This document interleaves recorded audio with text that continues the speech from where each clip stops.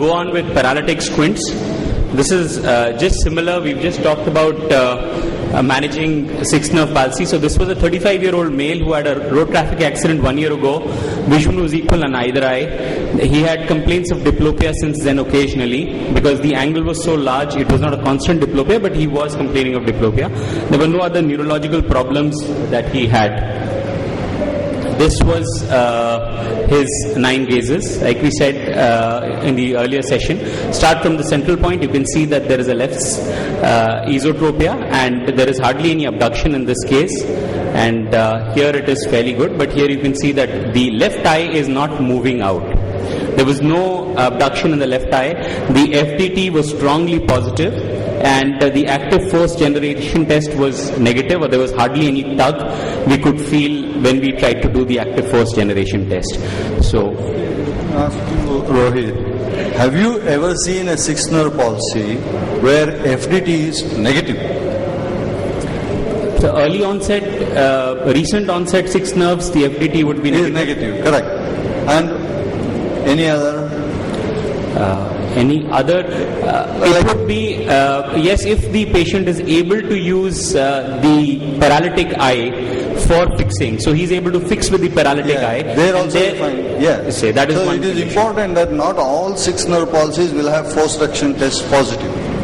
But even in the sixth nerve palsy, there is a gradation. Some sixth nerve palsies have a significant FDT positive. Some have not that much FDT positive. I have not been able to pinpoint where the FDT is significantly positive, where it is not that significantly. Only thing I know is if it is very strongly positive, that I believe is due to extraocular muscle anomalies. That is, the fibrous tissue, etc., around the muscle have increased, and therefore I inject steroids when I recess that muscle to reduce the amount of inflammation.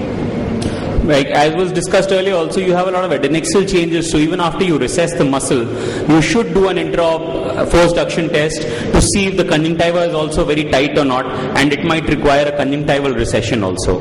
So this case, like I said, the FDT was positive strongly and to the very weak AFGT. So in this case, what we decided to do in the first instance itself was to weaken the antagonist muscle, that is to a large medial rectus recession, and titrate intraoperatively the amount of recession to make sure that after I've done the 9 mm recession, I had to make sure that it was not tight still. Because sometimes what you plan, you find out that the FDT is still tight. You may need to go in, you may need to actually recess it a millimeter or so beyond what you've planned for. So the aim was to make sure that the medial rectus FDT is absolutely free intraoperatively. And then we did a half muscle with VRT. We, as we've been discussing, we dissected the SR and the IR and shifted half muscle width to the lateral rectus along with a posterior fixation suture 8 millimeters from the So this was the pre and post VRT surgery. Clear. Yeah, we've talked so much about transposition. I'll just show you another case where I hope we didn't have to do transposition. You have a 15-year-old girl. She had a history of orbital surgery 10 months ago with 6/6 vision either eye, and she's complained of diplopia since then. She had an orbital tumor for which she underwent surgery, and this was the appearance that she had. This was the large angle ESO in primary gaze. The important thing to note is the abduction of the left eye in levo version. That although in these gazes it appears very similar to the previous case, the presence of the abduction is what would change our management procedure. Can I make some assumptions here? Yes. Here, if you do FTT, probably the FTT will not be strongly positive, or it may be even negative.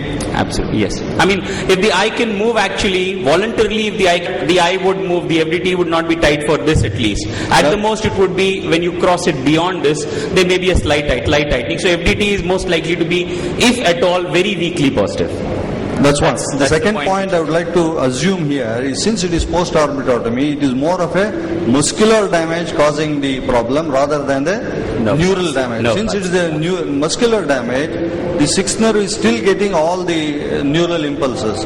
So unlikely there will be medial rectus change. This is an assumption I would make at this stage. True. As we go along, I will show you probably I am correct. So I just wanted to show you the plan of surgery in this case. The difference was that we did large recession resections in this case.